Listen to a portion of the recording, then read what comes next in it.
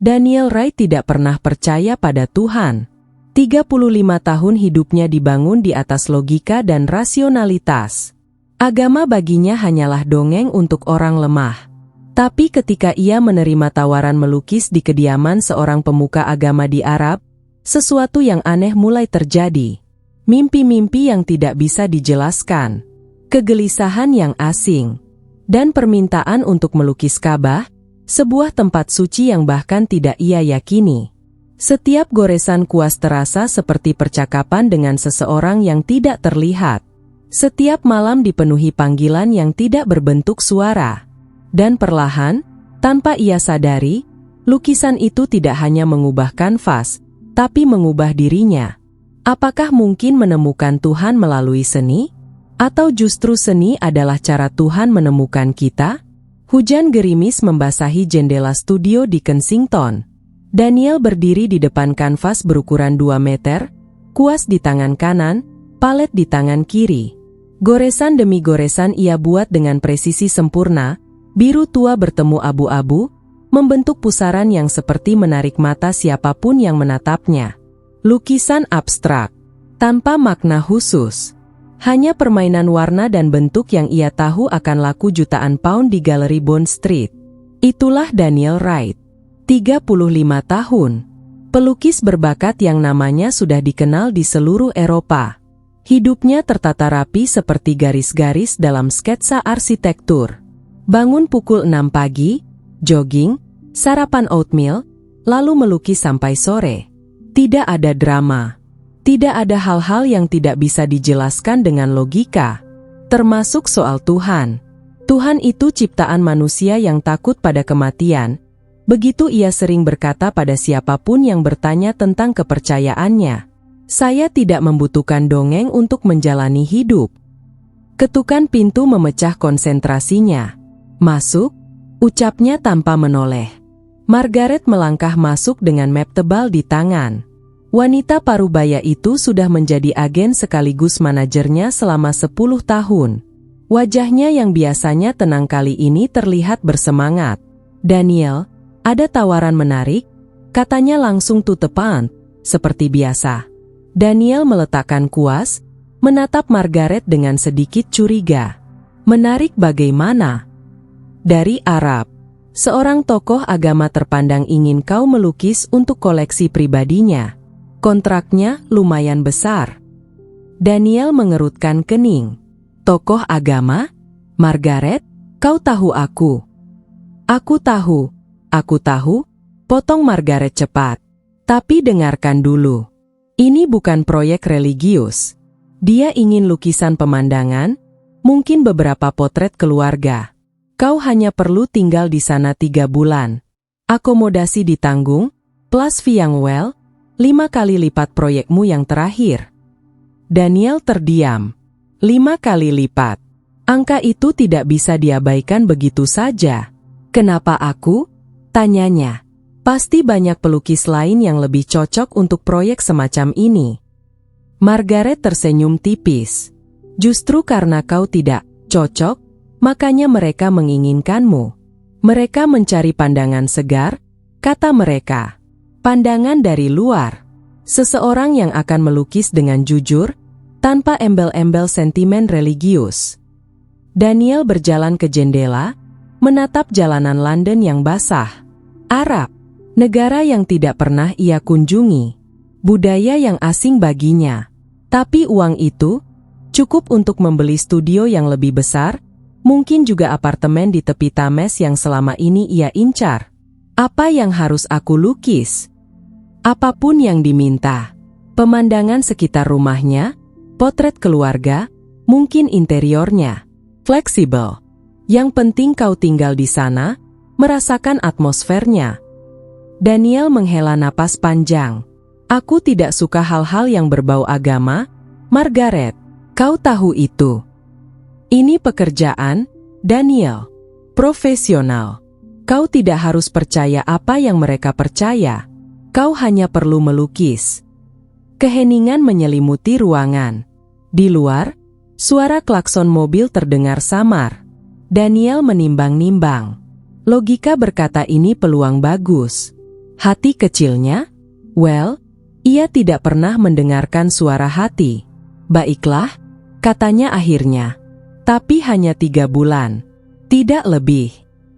Margaret tersenyum lebar. Tentu, aku akan atur semuanya. 2 minggu kemudian, Daniel duduk di kursi kelas bisnis pesawat menuju Riyadh.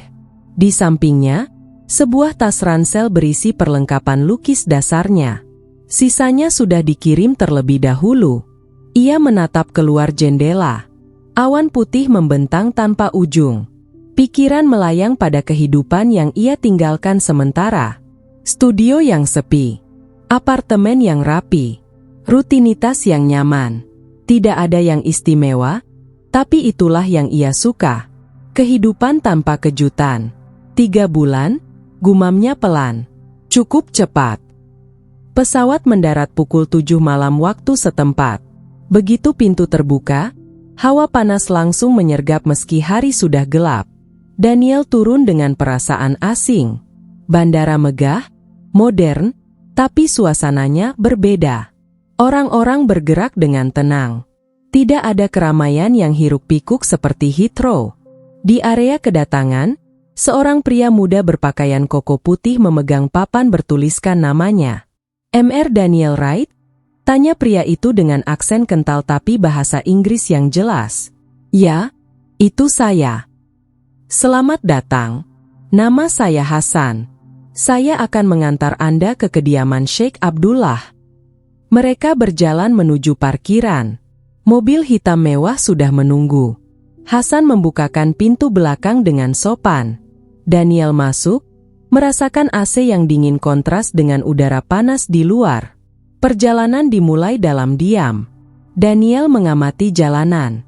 Gedung-gedung tinggi, lampu-lampu kota yang gemerlap, tapi di sela-sela itu ada masjid-masjid dengan kubah yang menjulang. Banyak sekali. Hampir di setiap sudut. Pertama kali ke Arab, Tuan? Tanya Hasan memecah keheningan. Ya. Semoga Tuan merasa nyaman. Sheikh Abdullah adalah orang yang sangat baik. Rumahnya tenang, damai. Daniel hanya mengangguk. Ia tidak tertarik pada basa-basi. Yang ia inginkan hanya sampai, istirahat, dan memulai pekerjaan besok. Mobil keluar dari hiruk-pikuk kota, memasuki area yang lebih tenang. Rumah-rumah besar dengan pagar tinggi. Pohon-pohon kurma di sepanjang jalan. Suasana benar-benar berbeda dari London. Akhirnya mobil berhenti di depan sebuah gerbang kayu besar. Hasan membunyikan klakson pelan, dan gerbang terbuka perlahan. Di dalam, taman luas dengan air mancur di tengah. Rumah bergaya arsitektur Timur Tengah klasik, dinding putih gading, jendela-jendela lengkung, dan teras luas dengan pilar-pilar. Sudah sampai, Tuan. Daniel turun. Udara malam sedikit lebih sejuk di sini. Aroma bunga melati samar tercium. Pintu rumah terbuka, dan seorang pria tua dengan sorban putih dan jubah krem melangkah keluar.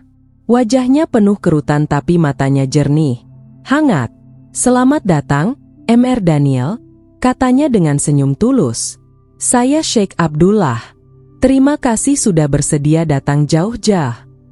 Daniel menjabat tangan yang diulurkan. Genggamannya lembut tapi tegas. Terima kasih atas undangannya. Perjalanan pasti melelahkan. Mari masuk. Hasan akan membawa barang Anda ke kamar. Mereka memasuki rumah.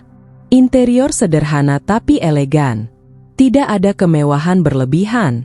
Karpet Persia di lantai, kaligrafi Arab di dinding, dan cahaya lampu yang hangat. Semuanya terasa tenang. Terlalu tenang bagi Daniel yang terbiasa dengan hiruk-pikuk kota besar. Sheikh Abdullah memandu Daniel ke ruang tamu. Silakan duduk. Saya sudah menyiapkan teh. Daniel duduk di sofa empuk. Sebuah nampan dengan teko dan cangkir sudah tersedia di meja. Sheikh menuang teh dengan gerakan yang penuh perhatian. Saya dengar Anda pelukis yang sangat berbakat, kata Sheikh sambil menyerahkan cangkir. Karya Anda sudah saya lihat di katalog. Luar biasa. Terima kasih. Daniel menyesap teh. manis, dengan aroma mint yang kuat. Saya tidak akan memaksakan banyak hal, Mr. Daniel. Anda bebas melukis apa yang Anda rasa perlu.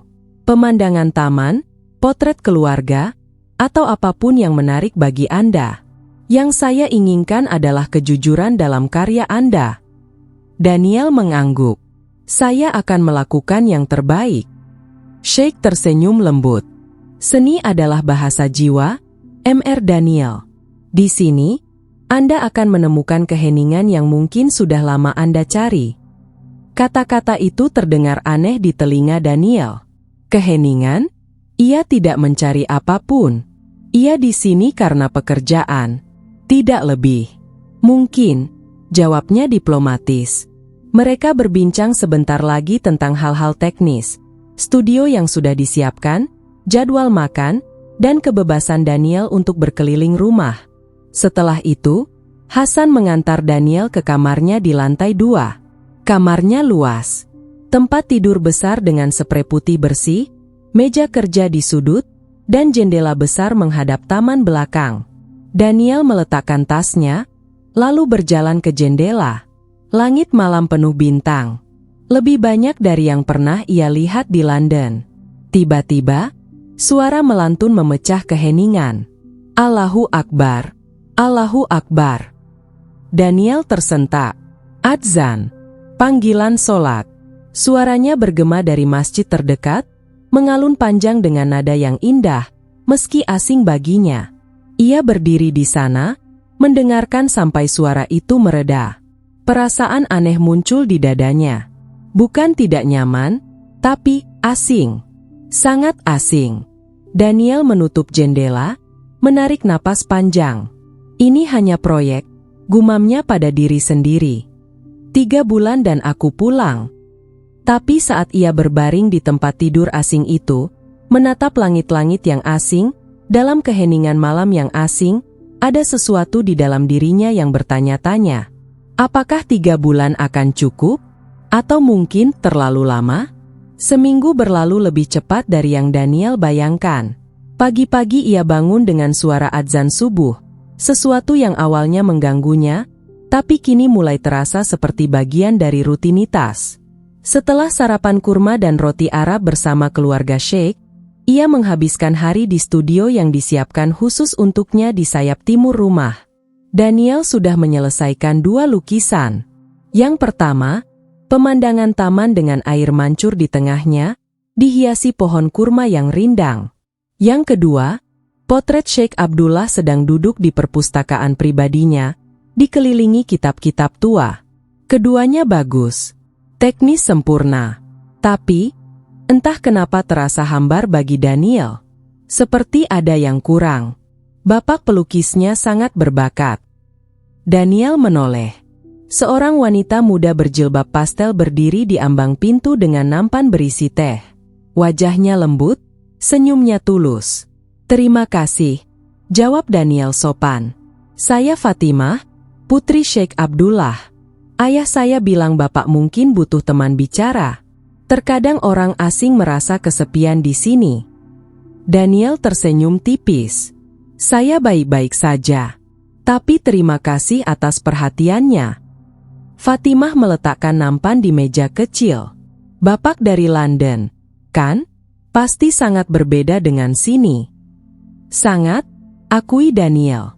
Lebih tenang di sini. Terlalu tenang, mungkin. Fatimah tertawa pelan. Ketenangan itu berkah, Pak Daniel. Di London, Bapak sibuk dengan apa? Melukis, pameran, kadang mengajar di workshop. Keluarga? Tidak ada, hanya saya sendiri. Fatimah menatapnya dengan tatapan yang sulit diterjemahkan. Bukan kasihan, tapi empati. Sendirian pasti berat. Saya terbiasa, kata Daniel cepat. Sendirian lebih sederhana. Sederhana atau kesepian? Tanya Fatimah lembut. Pertanyaan itu menohok. Daniel tidak menjawab. Ia kembali fokus pada kuas di tangannya, tanda bahwa percakapan sudah selesai. Fatimah mengerti. Ia tersenyum sekali lagi lalu pergi dengan tenang. Sore itu, Daniel berjalan-jalan di taman belakang. Udara mulai sejuk. Burung-burung berkicau di antara ranting-ranting pohon. Di sudut taman, ia melihat Hasan sedang menyirami tanaman. "Taman ini indah," kata Daniel. Hasan menoleh, tersenyum. Sheikh sangat mencintai taman ini. Beliau bilang tanaman mengajarkan kesabaran. Kita merawat, menyiram, tapi yang menumbuhkan adalah Allah. Daniel mengangguk meski tidak sepenuhnya mengerti maksud kalimat terakhir. Baginya, tanaman tumbuh karena air, tanah, dan matahari. Sederhana. Tidak perlu melibatkan hal-hal mistis. "Tuan sudah mulai terbiasa di sini?" tanya Hasan. "Lumayan. Kalau ada yang Tuan butuhkan, jangan sungkan." "Hasan," Daniel ragu sebentar. "Kenapa Sheikh Abdullah memilih saya? Maksud saya, pasti banyak pelukis muslim yang lebih sesuai untuk proyek ini." Hasan terdiam sebentar, lalu tersenyum penuh makna. "Mungkin karena Sheikh tidak mencari pelukis muslim, Tuan. Beliau mencari pelukis yang jujur. Dan kejujuran tidak mengenal agama." Kata-kata itu kembali mengusik Daniel. Setiap orang di rumah ini berbicara dengan cara yang berbeda. Sederhana tapi dalam. Seperti ada lapisan makna di bawah setiap kalimat. Malam itu, setelah makan malam bersama, Sheikh Abdullah memanggil Daniel ke perpustakaannya. Ruangan itu tenang, wangi kertas tua dan kayu cendana. Rak-rak tinggi penuh dengan kitab berbahasa Arab, Inggris, dan beberapa bahasa lain yang tidak Daniel kenali. Sheikh duduk di kursi kayunya, menunjuk kursi di hadapannya. "Duduklah, Daniel." Daniel duduk. Ada sesuatu dalam nada suara Sheikh yang membuatnya sedikit tegang. "Saya punya permintaan khusus," kata Sheikh pelan. "Ini bukan bagian dari kontrak awal, jadi Anda boleh menolak." "Permintaan apa?" Sheikh menatapnya lama. "Saya ingin Anda melukis Ka'bah." Daniel mengerutkan kening. "Ka'bah? Yang di Mekah itu?" "Ya. Tapi saya belum pernah melihatnya. Dan itu, bukankah itu tempat suci Anda?" Sheikh mengangguk. "Benar. Tapi justru karena itu saya ingin Anda yang melukisnya." "Saya tidak mengerti." Sheikh bangkit, berjalan ke jendela yang menghadap taman. "Daniel, Anda orang yang tidak percaya pada Tuhan. Anda melihat dunia dengan mata yang jernih, tanpa prasangka religius. Saya ingin melihat bagaimana mata seperti itu melihat Ka'bah." Daniel terdiam. Ini permintaan yang aneh. Sangat aneh. "Sheikh, saya sangat menghargai kepercayaan Anda. Tapi, saya rasa saya bukan orang yang tepat. Ka'bah pasti punya makna spiritual yang dalam bagi Anda. Saya tidak bisa menangkap itu." "Siapa bilang saya ingin Anda menangkap maknanya?" Sheikh berbalik, menatap Daniel dengan mata yang tajam tapi hangat. "Saya ingin Anda melukis apa yang Anda lihat. Bukan apa yang Anda pikirkan harus Anda lihat. Tapi saya bahkan tidak pernah ke sana.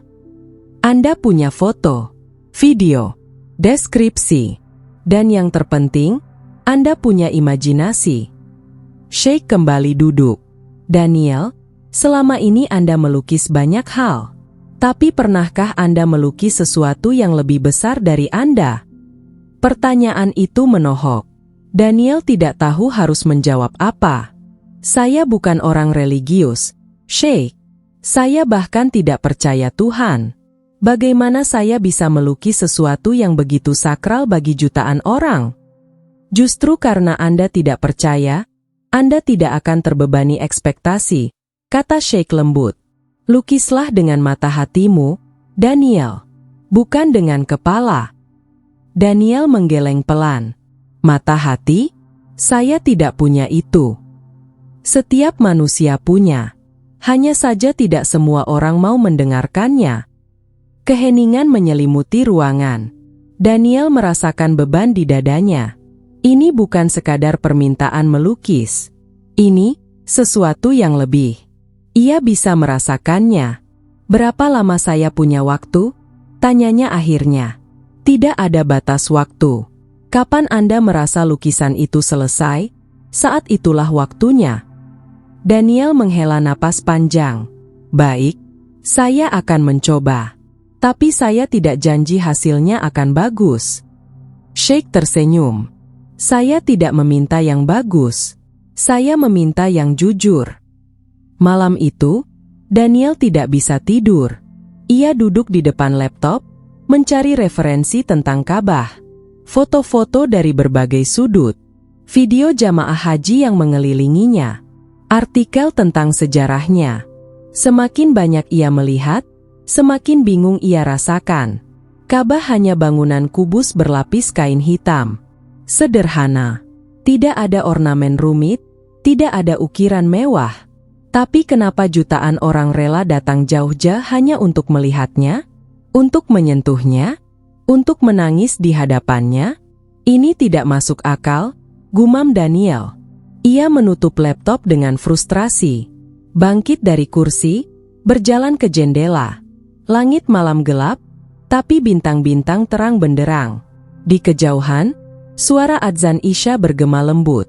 Daniel menutup mata, mencoba menenangkan pikiran. Tapi di balik kelopak matanya, bayangan Ka'bah terus muncul. Berputar. Seperti memanggil. Konyol, bisiknya pada diri sendiri. Tapi tangannya sudah gatal ingin memegang kuas. Pagi harinya, Daniel memulai sketsa pertama. Tangannya bergetar, hal yang tidak pernah terjadi sebelumnya. Ia seorang profesional. Sudah melukis ratusan karya. Tapi kali ini berbeda. Setiap goresan pensil terasa berat. Seperti ada beban yang tidak bisa dijelaskan. Bapak baik-baik saja. Daniel hampir menjatuhkan pensil. Fatimah berdiri di pintu dengan nampan sarapan. Ya, saya baik. Fatimah menaruh nampan, lalu melirik ke arah kanvas. Ka'bah. Sheikh meminta saya melukisnya. Fatimah tersenyum lembut. Itu kehormatan besar. Atau beban besar? Balas Daniel jujur. Fatimah menarik kursi, duduk di dekat Daniel. Bapak tahu kenapa Ka'bah istimewa? Karena itu tempat suci. Lebih dari itu. Fatimah menatap sketsa yang baru separuh jadi. Ka'bah adalah titik di mana seluruh hati Muslim bertemu. 5 kali sehari, kami sholat menghadap ke sana. Jutaan orang dari berbagai negara, berbagai bahasa, berbagai warna kulit, semua menghadap satu arah. Sama. Daniel mendengarkan tanpa berkomentar. Ka'bah bukan hanya bangunan, Pak Daniel. Ia adalah simbol ketundukan, kesederhanaan, kesetaraan. Di sana, raja dan pengemis berdiri sama. Tidak ada yang lebih tinggi. Semua sama di hadapan Tuhan. Tapi kenapa harus bangunan? Kenapa tidak langsung pada Tuhan saja? Fatimah tersenyum. Karena manusia butuh sesuatu yang nyata untuk mengarahkan hati. Ka'bah adalah pengingat. Bukan tujuan, tapi arah. Daniel terdiam. Penjelasan itu masuk akal, meski tetap asing baginya. Bagaimana saya melukis sesuatu yang tidak saya pahami?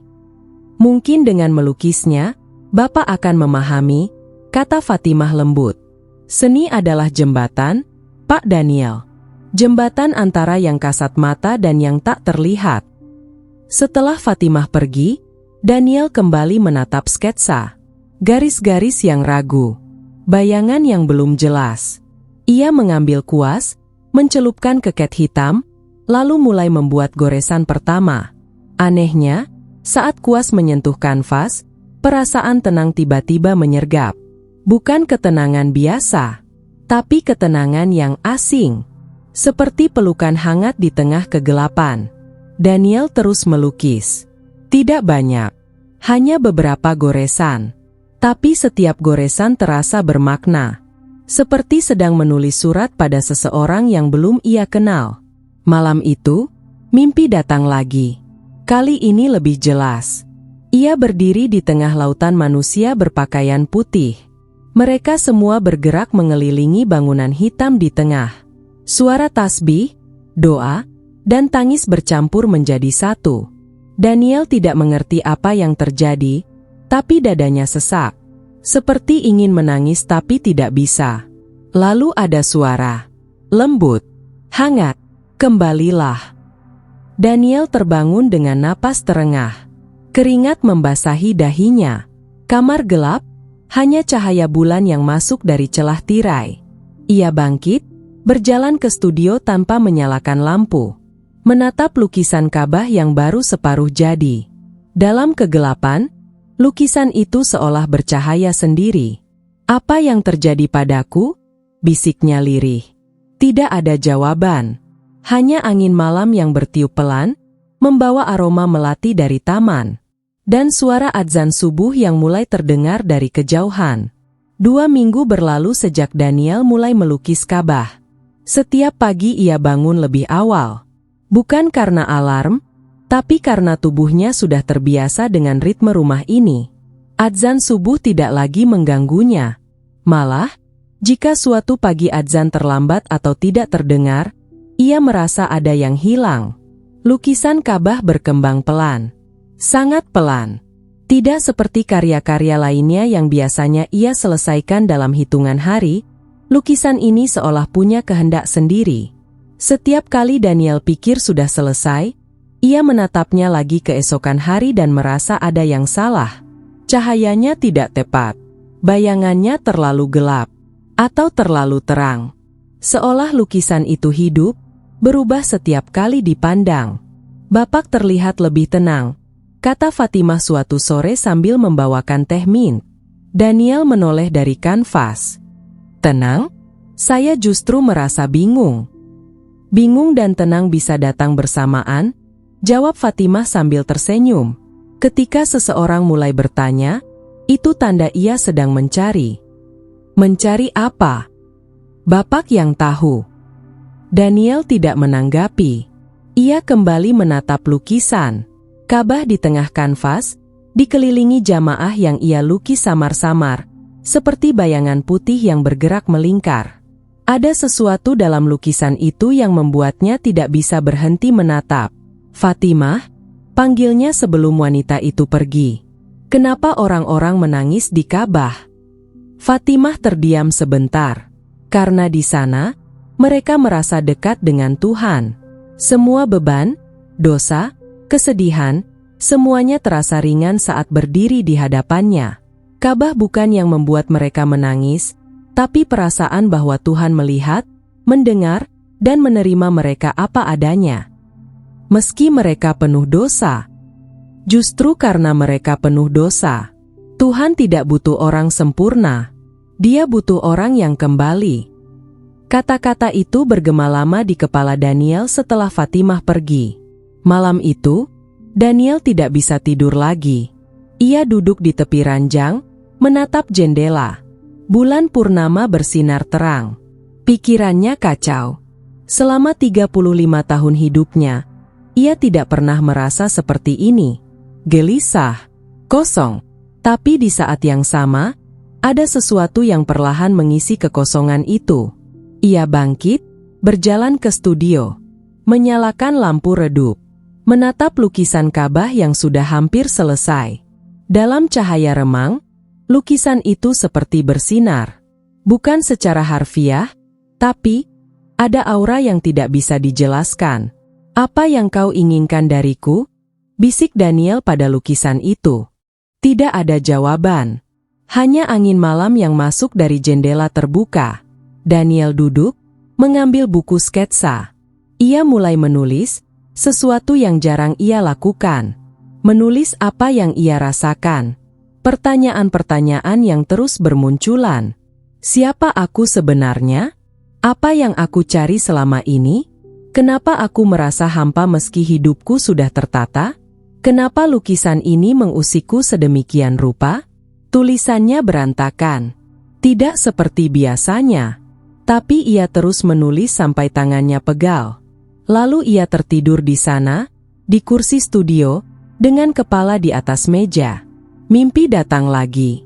Kali ini lebih intens. Ia berdiri sendirian di tengah padang pasir luas. Angin berhembus kencang.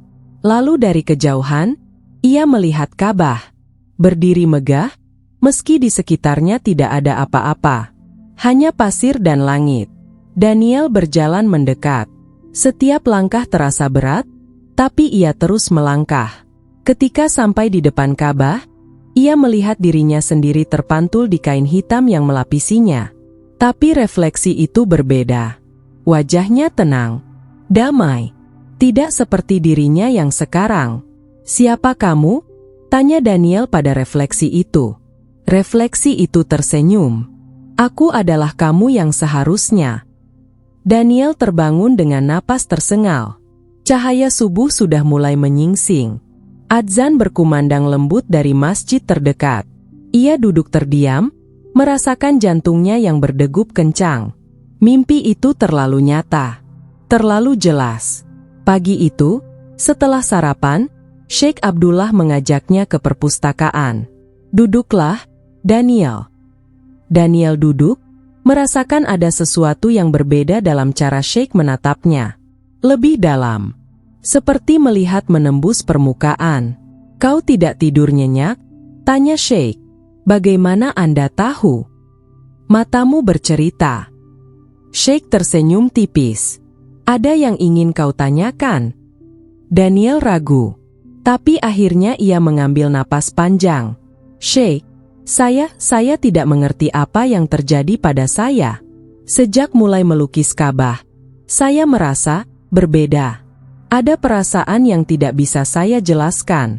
Gelisah, tapi di saat yang sama tenang. Kosong, tapi seperti sedang diisi." Sheikh mengangguk pelan. "Lanjutkan." "Saya mimpi, terus-menerus, tentang Ka'bah, tentang orang-orang yang mengelilinginya. Dan saya merasa seperti ada yang memanggil saya. Tapi itu tidak masuk akal. Saya tidak percaya hal-hal seperti ini." "Kenapa tidak masuk akal?" "Karena saya rasional. Saya percaya pada logika, pada hal-hal yang bisa dilihat dan dibuktikan." Sheikh bangkit, berjalan ke rak buku, mengambil sebuah kitab tua, lalu kembali duduk. "Daniel, apakah cinta bisa dilihat?" Daniel terdiam. Apakah kebahagiaan bisa disentuh? Apakah kesedihan bisa diukur? Sheikh membuka kitab itu perlahan. Ada hal-hal di dunia ini yang tidak bisa dijelaskan dengan logika. Tapi itu tidak berarti hal-hal itu tidak nyata.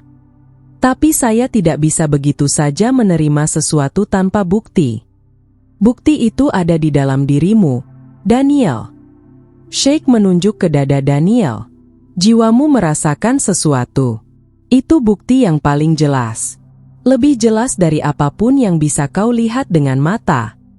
Daniel menggeleng pelan. "Saya takut, Sheikh. Takut kehilangan kendali. Takut berubah." Sheikh menatapnya dengan mata yang penuh pengertian. "Perubahan memang menakutkan. Tapi stagnasi lebih menakutkan. Kau sudah hidup 35 tahun dengan cara yang sama. Apakah kau bahagia?" Pertanyaan itu seperti tamparan. Daniel tidak bisa menjawab, karena ia tahu jawabannya. Tidak, ia tidak bahagia. Ia hanya ada. Hidup tanpa arah. Melukis tanpa makna. Bernapas tanpa tujuan. Jiwa mengenali penciptanya. "Daniel," kata Sheikh lembut. "Meski akal menolak, jiwa tahu kemana ia harus pulang. Dan lukisan yang kau buat itu adalah panggilan. Bukan dariku, bukan dari siapapun, tapi darinya." Air mata tiba-tiba mengalir di pipi Daniel. Ia tidak tahu kenapa. Tidak ada kesedihan yang jelas. Tidak ada kebahagiaan yang meluap. Hanya perasaan lega yang luar biasa.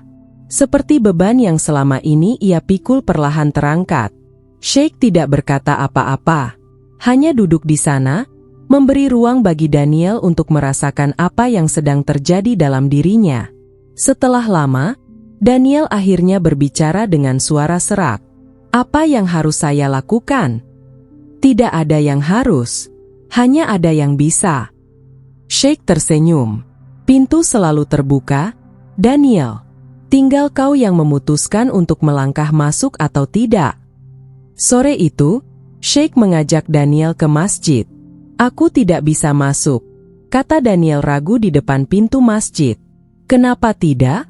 Masjid terbuka untuk semua orang. Tapi saya bukan Muslim. Justru karena itu kau harus masuk. Lihat, rasakan, lalu putuskan sendiri. Dengan ragu, Daniel mengikuti Sheikh masuk. Masjid sederhana, tidak besar. Karpet merah menutupi lantai.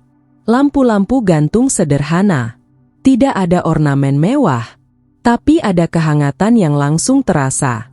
Beberapa orang sudah duduk, menunggu adzan maghrib. Sheikh duduk di barisan depan, Daniel duduk di belakang, hanya mengamati. Ketika adzan berkumandang, semua orang berdiri, membentuk barisan rapi. Seorang pria tua berdiri di depan sebagai imam. Lalu sholat dimulai. Daniel menatap mereka semua. Gerakan seragam. Sujud bersama. Bangkit bersama. Tidak ada yang lebih tinggi. Semua sama. Raja dan pengemis, kata-kata Fatimah kembali terngiang. Ada sesuatu yang indah dalam kesederhanaan itu. Setelah sholat selesai, seorang pria mendekati Daniel dengan senyum ramah.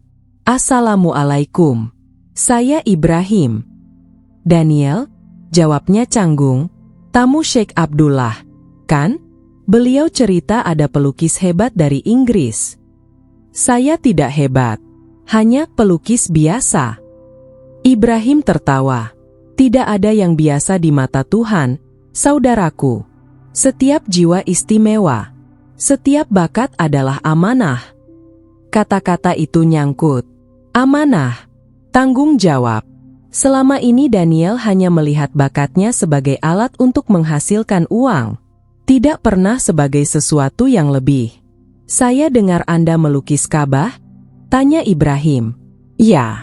Meski saya tidak tahu kenapa saya melakukannya. Mungkin karena Ka'bah ingin dilukis oleh Anda, kata Ibrahim dengan nada bercanda tapi matanya serius. Atau mungkin Anda yang butuh melukis Ka'bah untuk menemukan sesuatu. Menemukan apa? Ibrahim tersenyum. Itu yang harus Anda temukan sendiri. Malam itu, Daniel kembali ke studio. Menatap lukisan Ka'bah yang hampir sempurna. Tapi ia tahu, lukisan ini belum selesai. Masih ada yang kurang. Sesuatu yang penting.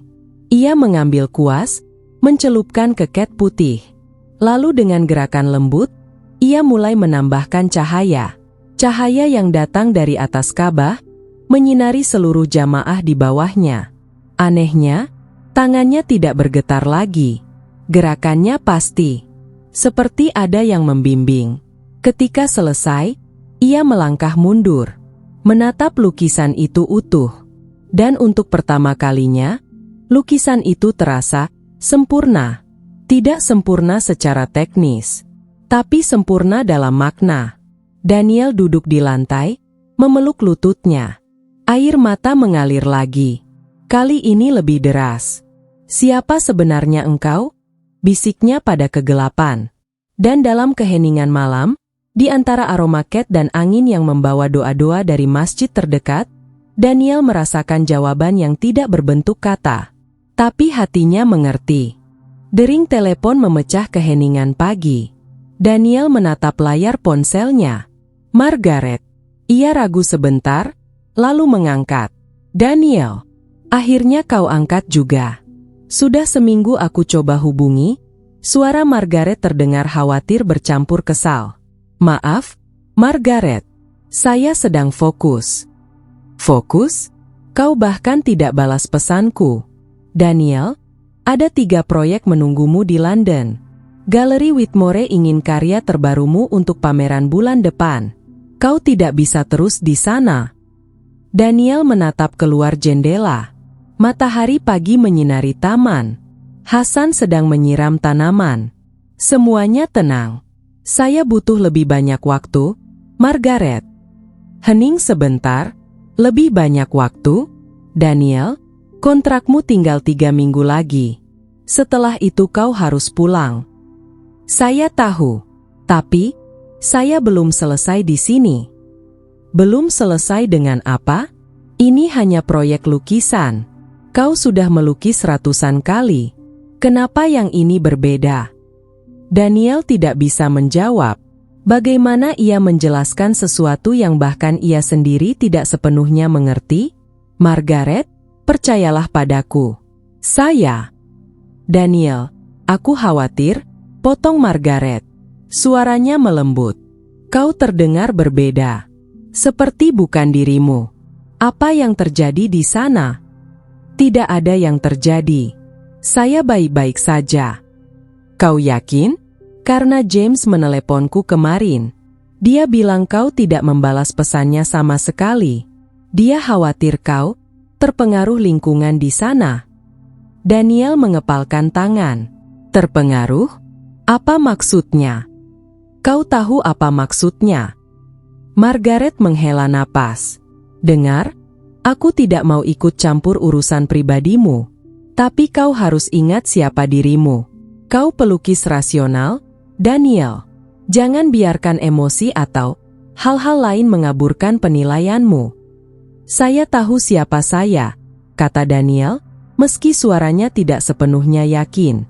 Bagus. Kalau begitu pulang sesuai jadwal. Oke. Saya akan pikirkan. Daniel. Saya harus pergi, Margaret. Terima kasih sudah menelepon. Ia menutup telepon sebelum Margaret sempat protes lagi. Daniel duduk di tepi ranjang, memegang kepalanya. Dunia lamanya mulai menarik, mengingatkan siapa ia seharusnya. Tapi sesuatu di dalam dadanya menolak untuk kembali. Malam itu, panggilan video dari James datang. Daniel hampir mengabaikannya, tapi akhirnya mengangkat juga. Wajah sahabatnya sejak kuliah muncul di layar. Rambut pirang berantakan, kacamata tebal, senyum lebar yang biasanya menghangatkan kini terasa menusuk. Mate, akhirnya. Kukira kau sudah jadi mumi di gurun pasir sana. James tertawa, tapi matanya serius. Hai, James. Wah, serius sekali. Apa yang terjadi denganmu? Margaret bilang kau jadi aneh. Saya tidak aneh. Hanya sedang melalui sesuatu. Melalui apa? Krisis parubaya. James bercanda, tapi nada suaranya tajam.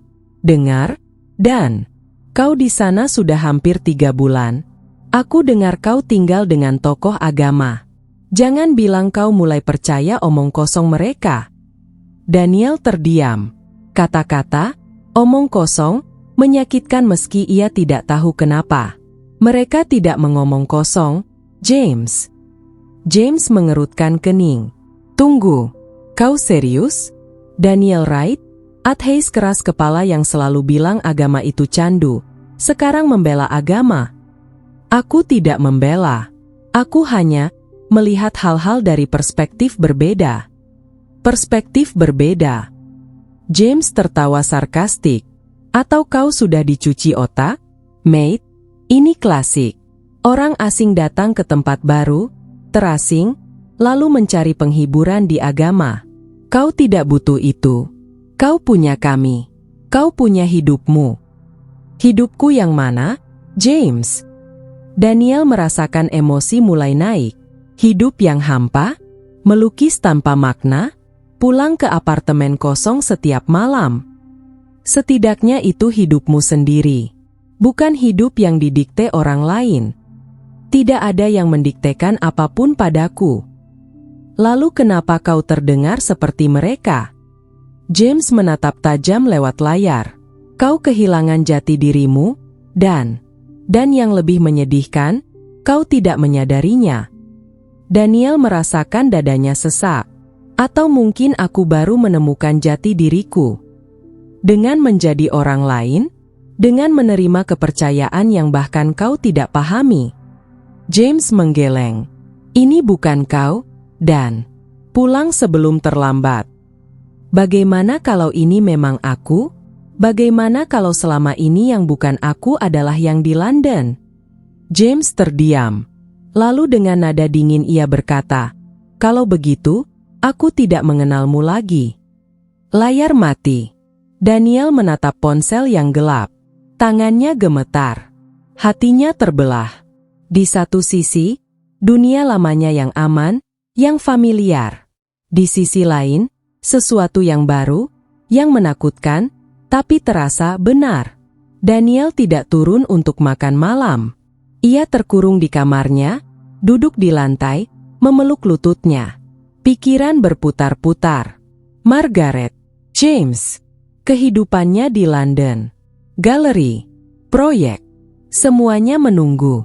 Tapi di sini, ada sesuatu yang lebih. Sesuatu yang tidak bisa ia beli dengan uang atau jelaskan dengan kata-kata. Ketukan lembut di pintu. "Pak Daniel, saya boleh masuk?" Suara Fatimah. Daniel bangkit, membuka pintu. Wanita muda itu membawa nampan berisi makan malam. "Bapak tidak turun, jadi saya bawakan ke sini," katanya lembut. "Terima kasih, tapi saya tidak lapar." Fatimah menaruh nampan di meja. Bapak terlihat terbebani. Daniel tertawa pahit. "Terbebani? Lebih dari itu. Saya merasa terbelah. Boleh saya duduk?" Daniel mengangguk. Mereka duduk berseberangan, dipisahkan oleh meja kecil. "Ada apa, Pak Daniel?" "Teman-teman saya, mereka pikir saya kehilangan akal. Mereka bilang saya terpengaruh, dicuci otak. Dan mungkin mereka benar. Mungkin saya memang tidak rasional lagi." Fatimah tersenyum sedih. "Atau mungkin Bapak justru mulai rasional untuk pertama kalinya?" Daniel menatapnya bingung. "Rasional bukan berarti menolak apa yang tidak terlihat, Pak Daniel. Rasional berarti menggunakan akal dan hati secara seimbang. Selama ini Bapak hanya menggunakan akal.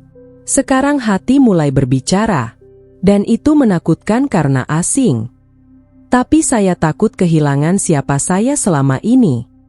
Atau justru menemukan siapa Bapak sebenarnya." Fatimah mengulang kata-katanya waktu itu. "Pak Daniel, hidayah memang sering datang dengan cara yang menyakitkan. Seperti lahir kembali. Ada proses yang tidak nyaman. Tapi di ujungnya, ada kedamaian yang tidak bisa dijelaskan. Saya tidak tahu apakah saya siap untuk itu." "Tidak ada yang pernah siap, Pak Daniel. Tapi ketika panggilan datang, kita hanya punya dua pilihan, menjawab atau menutup telinga. Dan menutup telinga jauh lebih menyakitkan." Daniel menatap tangannya. "Teman-teman saya tidak akan mengerti. Mungkin tidak sekarang. Tapi suatu hari mereka akan melihat kebahagiaan di wajah Bapak. Dan itu akan berbicara lebih keras dari kata-kata apapun." Setelah Fatimah pergi, Daniel duduk sendirian. Makanan di nampan tidak tersentuh. Ia menatap keluar jendela. Langit malam gelap, tapi bintang-bintang bersinar terang. Ada pertarungan di dalam dadanya. Antara yang lama dan yang baru. Antara keamanan dan keberanian. Antara apa yang ia kenal dan apa yang ia rasakan. Pagi harinya, Daniel menemui Sheikh di perpustakaan. Pria tua itu sedang membaca. Kacamata bertengger di hidungnya. Ia menoleh ketika Daniel masuk. "Pagi, Daniel. Duduklah." Daniel duduk dengan wajah lelah. Matanya sembab. Jelas ia tidak tidur nyenyak. "Sheikh, saya harus jujur. Saya bingung. Sangat bingung. Ceritakan padaku." Daniel menuangkan semuanya. Telepon dari Margaret. Video call dengan James. Tekanan untuk pulang. Tuduhan bahwa ia berubah. Kehilangan jati diri. Dicuci otak. Sheikh mendengarkan tanpa memotong. Ketika Daniel selesai, pria tua itu tersenyum lembut. "Daniel, apakah kau tahu kenapa ulat bersembunyi di dalam kepompong?" Daniel menggeleng.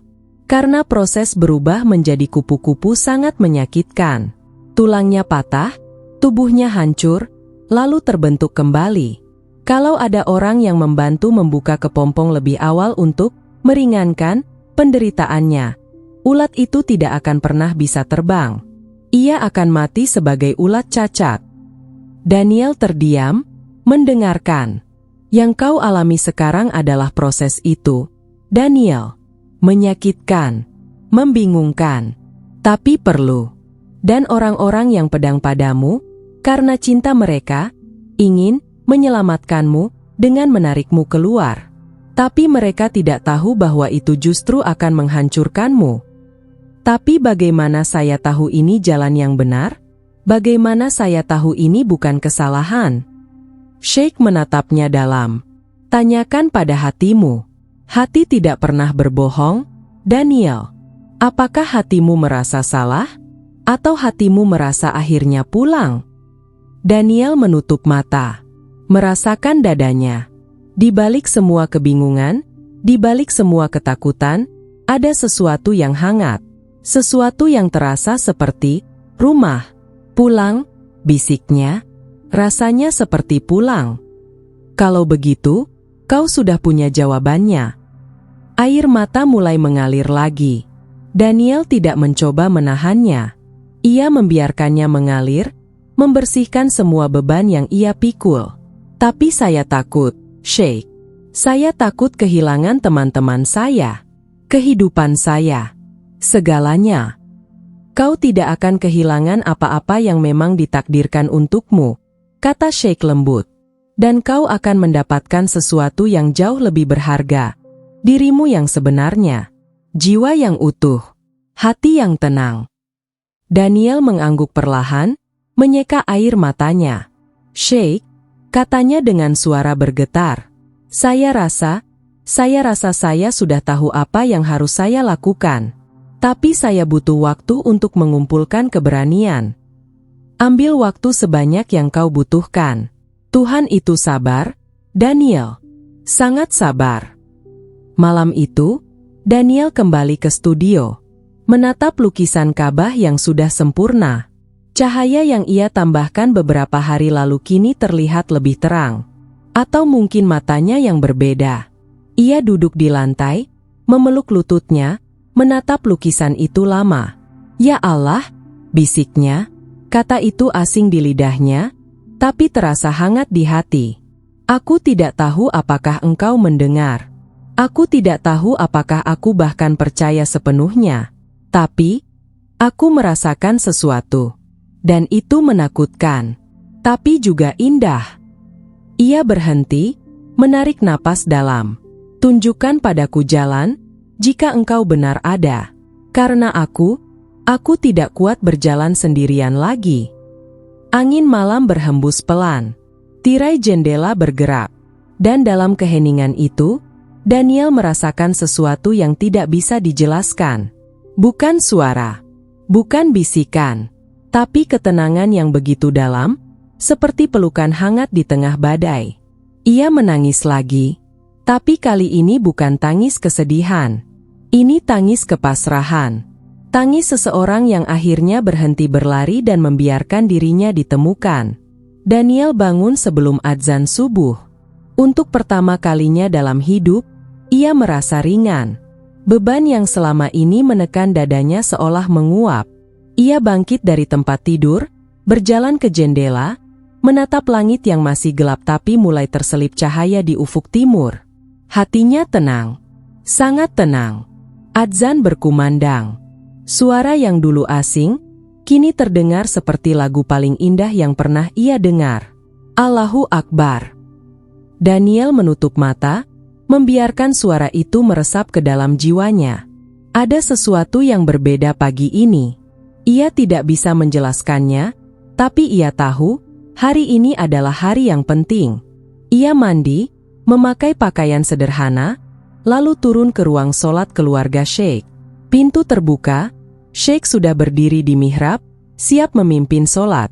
Fatimah dan Hasan berdiri di barisan belakang. Daniel berdiri di ambang pintu, hanya melihat. Tidak ikut sholat, tapi hatinya ikut dalam setiap gerakan mereka. Ketika mereka sujud, ia merasakan dirinya juga ingin sujud. Ketika mereka duduk dalam keheningan, ia merasakan keheningan yang sama. Setelah sholat selesai, Sheikh menoleh dan melihat Daniel. "Pagi, Daniel. Kau sudah bangun?" "Ya, Sheikh. Saya tidak bisa tidur lagi." Sheikh tersenyum. "Apakah hatimu sudah menemukan jawaban?" Daniel mengangguk pelan. "Saya rasa begitu. Tapi saya masih takut." "Ketakutan adalah bagian dari iman, Daniel. Yang penting adalah keberanian untuk melangkah meski takut." Pagi itu, Daniel tidak melukis. Ia duduk di studio, menatap lukisan Ka'bah yang sempurna. Cahaya pagi masuk dari jendela, menyinari kanvas. Lukisan itu seolah hidup, bernapas, menunggu. "Apa yang kau tunggu dariku?" bisik Daniel pada lukisan itu. Tidak ada jawaban. Tapi di dalam hatinya, ia tahu, lukisan ini bukan akhir. Ini adalah awal. Ketukan pintu. "Pak Daniel," ayah memanggil. "Beliau ada di perpustakaan," kata Fatimah. Daniel bangkit, berjalan menuju perpustakaan dengan langkah yang sedikit gemetar. Ada firasat bahwa percakapan ini akan mengubah segalanya. Sheikh duduk di kursi kayunya, wajahnya tenang tapi matanya berbinar. "Duduklah, Daniel." Daniel duduk, tangannya berkeringat. "Ada sesuatu yang harus saya ceritakan padamu," kata Sheikh perlahan. "Tentang lukisan Ka'bah itu." "Ya." Sheikh menarik napas panjang. "Permintaan untuk melukis Ka'bah sebenarnya bukan dari saya." Daniel mengerutkan kening. "Apa maksud Sheikh?" "Sheikh sendiri yang meminta saya melukisnya." "Bukan," kata Sheikh lembut. "Yang meminta adalah sesuatu yang lebih besar dari kita berdua." Kebingungan terpancar di wajah Daniel. Sheikh melanjutkan, "Bertahun-tahun lalu, saya berdoa. Bukan doa biasa. Ini doa yang saya panjatkan setiap malam, setelah sholat tahajud. Saya berdoa untuk seseorang yang jauh dari Allah. Seseorang yang memiliki bakat luar biasa, tapi hatinya tertutup. Saya berdoa agar Allah menunjukkan jalan padanya melalui bakat yang telah dianugerahkan." Daniel terdiam, mendengarkan dengan seksama. "Saya tidak tahu siapa orang itu. Saya tidak tahu di mana dia. Saya hanya berdoa dan meminta Allah untuk menggunakan saya sebagai jalan jika memang dia berkehendak." Sheikh menatap Daniel dalam. "Lalu Margaret menghubungi saya. Mencari proyek untuk seorang pelukis Inggris yang berbakat tapi tidak percaya Tuhan. Saat itu, saya tahu. Ini jawaban dari doa saya." Daniel merasa dadanya sesak. "Jadi dari awal." "Dari awal, Allah sudah merencanakan ini," kata Sheikh. "Bukan saya yang memilihmu, Daniel. Dia yang memilihmu. Tapi permintaan melukis Ka'bah datang dari hatimu sendiri," potong Sheikh lembut. "Saya tidak pernah secara spesifik meminta lukisan Ka'bah. Saya hanya berkata, saya punya permintaan khusus, dan sebelum saya selesai bicara, kau sudah merasa itu tentang Ka'bah. Bukan aku yang menanam ide itu. Itu panggilan dari dalam dirimu." Air mata mulai mengalir di pipi Daniel. Ia tidak mencoba menahannya. "Berarti selama ini..." Suaranya bergetar. "Ya," kata Sheikh dengan senyum penuh kasih. "Selama ini kau sedang dipanggil, bukan dipaksa. Sedang dituntun, bukan didikte. Dan lukisan yang kau buat itu adalah perjalananmu menemukannya." Daniel menangis. Tangis yang dalam, dari tempat paling dalam di jiwanya. Semua puzzle jatuh pada tempatnya. Mimpi-mimpi, perasaan gelisah, ketertarikan yang tidak bisa dijelaskan. Semuanya bukan kebetulan. "Saya tidak tahu harus berkata apa," bisik Daniel di antara tangisnya. "Kau tidak perlu berkata apa-apa. Cukup dengarkan hatimu sekarang." Apa yang ia katakan?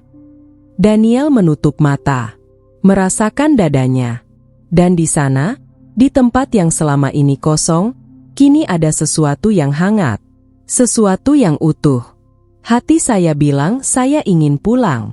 Pulang kepadanya. Sheikh tersenyum lebar. Air mata juga mengalir di pipinya yang keriput. Alhamdulillah. Daniel menghabiskan sisa pagi itu sendirian di kamarnya. Ia duduk di lantai, memeluk lututnya, merenung panjang. 3 bulan di rumah ini. 3 bulan yang mengubah segalanya. Ia datang sebagai pelukis ateis yang rasional. Kini, ia akan pulang sebagai apa? Seorang muslim? Kata itu masih asing, tapi tidak menakutkan lagi. Ia mengambil ponsel, menatap layarnya lama. Ada pesan dari Margaret. Ada pesan dari James. Semua menanyakan kapan ia pulang. Tapi ia belum siap menjawab. Belum siap menjelaskan. Karena bagaimana ia menjelaskan sesuatu yang bahkan kata-kata tidak cukup untuk menggambarkannya? Ketukan pelan di pintu. Pak Daniel? Suara Fatimah. Masuk. Fatimah masuk dengan senyum lembut. Ayah bilang, jika Bapak sudah siap, beliau dan Ibrahim menunggu di masjid. Daniel menatapnya. Sekarang. Tidak ada waktu yang lebih tepat selain ketika hati sudah yakin, kata Fatimah. Tapi keputusan tetap di tangan Bapak. Daniel menarik napas panjang. Lalu ia berdiri, menatap pantulan dirinya di cermin. Wajahnya sama, tapi matanya berbeda. Ada cahaya yang tidak ada sebelumnya. Saya siap, katanya pelan. Matahari sudah condong ke barat ketika Daniel berjalan menuju masjid kecil itu. Langkahnya mantap, meski jantungnya berdegup kencang. Sheikh berjalan di sampingnya, tidak berkata apa-apa, hanya memberi kehadiran yang menenangkan. Di depan masjid, Ibrahim sudah menunggu dengan senyum hangat. Beberapa jamaah lain juga ada, wajah-wajah yang sudah Daniel kenal selama 3 bulan ini. Assalamualaikum, saudaraku, sapa Ibrahim. Daniel tersenyum. Waalaikumsalam. Mereka masuk. Masjid sederhana itu terasa lebih indah dari sebelumnya. Cahaya sore masuk dari jendela, menciptakan pola-pola cahaya di karpet merah. Daniel berdiri di depan, berhadapan dengan Ibrahim. Sheikh dan Fatimah di sampingnya. Jamaah lain berbaris di belakang. Tiba-tiba Daniel merasa gugup. Sangat gugup. Pak Daniel, kata Ibrahim lembut, apakah ini keputusan hati Bapak sendiri? Ya, jawab Daniel, suaranya bergetar tapi pasti. Apakah Bapak yakin? Saya takut. Tapi saya yakin. Ibrahim tersenyum. Ketakutan itu wajar. Bahkan para nabi takut. Tapi di balik ketakutan itu, ada keimanan. Dan itu yang penting.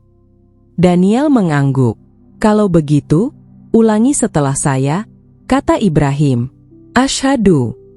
Asyhadu. Daniel mengikuti, suaranya gemetar. An la ilaha illallah. An la ilaha illallah. Wa asyhadu. Wa asyhadu. Ana Muhammadan Rasulullah. Ana Muhammadan Rasulullah. Hening sejenak. Lalu tangis. Tangis dari semua orang yang hadir. Fatimah menutup wajahnya, menangis haru. Sheikh memeluk Daniel, air matanya membasahi pundak Daniel. Ibrahim tersenyum lebar sambil menyeka matanya. Selamat datang, saudara, bisik Sheikh. Selamat datang pulang. Daniel menangis. Tangis yang lepas. Seperti beban puluhan tahun akhirnya terangkat. Seperti jiwa yang tersesat akhirnya menemukan rumah. Saya pulang, bisiknya di antara tangis. Akhirnya saya pulang. Para jamaah memeluknya satu persatu. Memberi selamat, mengucapkan doa. Dan Daniel merasakan kehangatan yang tidak pernah ia rasakan sebelumnya. Kehangatan keluarga. Kehangatan saudara seiman. Malam itu, Daniel duduk di studio untuk terakhir kalinya sebagai tamu. Ia menatap lukisan Ka'bah yang sempurna. Lukisan yang mengubah hidupnya. Lukisan yang membawanya pulang. Sheikh masuk, duduk di sampingnya. Lukisan ini, kata Daniel pelan. Saya tidak bisa membawanya. Ini milik Sheikh. Bukan milikku, kata Sheikh. Ini milik perjalananmu. Ini penanda di mana seorang hamba menemukan Tuhannya. Tapi saya ingin Sheikh yang menyimpannya. Sebagai pengingat bahwa doa itu dikabulkan. Sheikh tersenyum. Baik, lukisan ini akan selalu ada di sini. Mengingatkan kami bahwa Allah bekerja dengan caranya yang indah. Mereka duduk dalam diam yang nyaman. Tidak perlu banyak kata. Tidak perlu penjelasan. Hanya keheningan dua jiwa yang memahami. Apa rencanamu sekarang? Tanya Sheikh. Saya akan tinggal lebih lama. Belajar agama. Memahami apa yang sekarang saya yakini. Daniel tersenyum. Dan mungkin mulai melukis dengan cara yang berbeda. Melukis bukan untuk galeri atau uang. Tapi untuknya. Itu rencana yang indah, kata Sheikh. Dan Margaret? James. Saya akan menelepon mereka. Menjelaskan. Mungkin mereka tidak akan mengerti sekarang. Tapi suatu hari, saya berharap mereka melihat kebahagiaan di wajah saya. Dan itu akan berbicara lebih keras dari kata-kata apapun. Sheikh menepuk bahu Daniel. Kau sudah menemukan kebijaksanaan, Daniel. Atau, aku harus memanggilmu dengan nama Islam. Daniel terdiam. Saya belum memikirkan itu. Tidak perlu terburu-buru. Nama hanyalah label. Yang penting adalah isi hati. Mereka duduk lagi dalam diam, menatap lukisan yang mengubah segalanya. Sebulan kemudian, Daniel duduk di teras, sketsa buku di pangkuannya. Ia melukis masjid kecil di desa terdekat. Bukan untuk dijual. Hanya untuk dirinya sendiri. Untuk mengingat bahwa seni adalah cara ia bicara dengan Tuhan. Ponselnya berdering. Margaret. Kali ini ia mengangkat dengan tenang. Halo, Margaret. Daniel. Akhirnya. Kau tahu aku sudah khawatir setengah mati. Maaf membuatmu khawatir. Jadi, kapan kau pulang? Daniel tersenyum. Saya tidak tahu. Mungkin belum dalam waktu dekat. Apa? Daniel, proyek-proyekmu. Berikan pada pelukis lain. Atau tunda. Saya sedang menemukan hal-hal yang lebih penting dari galeri dan pameran. Hening sejenak. Kau benar-benar berubah. Ya. Ya. Dan saya tidak pernah merasa sebahagia ini, Margaret. Hening lagi. Lalu Margaret menghela napas. Baiklah, aku tidak mengerti. Tapi kalau kau bahagia, aku senang untukmu. Terima kasih, Margaret. Itu artinya banyak. Setelah telepon ditutup, Daniel kembali pada sketsanya. Matahari sore menyinari halaman. Burung-burung berkicau. Angin sepal-sepal. Fatimah keluar dengan nampan teh. Bapak Daniel sibuk. Tidak pernah terlalu sibuk untuk teh, jawab Daniel sambil tersenyum. Mereka duduk bersama, menikmati sore dalam keheningan yang nyaman. Bapak Daniel, kata Fatimah setelah lama. Bapak menyesal. Dengan keputusan saya. Daniel menggeleng. Tidak sedetik pun. Justru saya menyesal kenapa saya baru menemukan ini sekarang. Kenapa saya membuang 35 tahun hidup tanpa makna? Tidak ada yang terbuang, kata Fatimah lembut. Semua adalah persiapan. Tuhan merencanakan semuanya dengan sempurna, termasuk waktu. Daniel tersenyum. Ia menatap langit yang mulai kemerahan. Di kejauhan, suara adzan maghrib mulai berkumandang. Kali ini, ia tidak hanya mendengar. Ia merasakan. Merasakan panggilan itu bukan hanya untuk telinga, tapi untuk jiwa. Ia bangkit, meletakkan sketsa, lalu berjalan menuju masjid. Untuk sholat berjamaah. Untuk pulang, sekali lagi, kepadanya. Lukisan Ka'bah itu tidak pernah dijual. Tidak pernah dipamerkan. Ia tetap berada di perpustakaan Sheikh Abdullah, tergantung di dinding, menyaksikan banyak cerita. Daniel tinggal di Arab selama 2 tahun berikutnya. Belajar agama, memperdalam iman, melukis masjid-masjid sederhana di desa-desa terpencil, memberikannya pada jamaah yang tidak mampu membeli seni. Ketika akhirnya ia kembali ke London, ia bukan lagi Daniel Wright yang lama. Ia adalah Daniel Wright yang baru. Atau mungkin, Daniel Wright yang sebenarnya. Yang selama ini tertidur, kini terbangun. Margaret tetap menjadi agennya, meski sekarang ia lebih sering menolak proyek komersial. James butuh waktu lebih lama. Tapi suatu hari, ketika ia melihat cahaya di mata Daniel, ia paham. Tidak sepenuhnya mengerti, tapi paham bahwa temannya telah menemukan sesuatu yang berharga. Dan setiap kali Daniel melukis, ia mengingat kata-kata Sheikh Abdullah. Seni adalah jembatan antara yang kasat mata dan yang tak terlihat. Kini ia tahu, jembatan itu tidak hanya untuk orang lain melihat karyanya, tapi untuk dirinya sendiri menemukan sang pencipta di balik setiap goresan.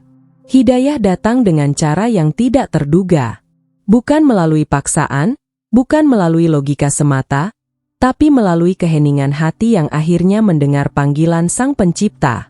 Dan ketika hati menjawab, seluruh alam semesta bersujud bersamanya.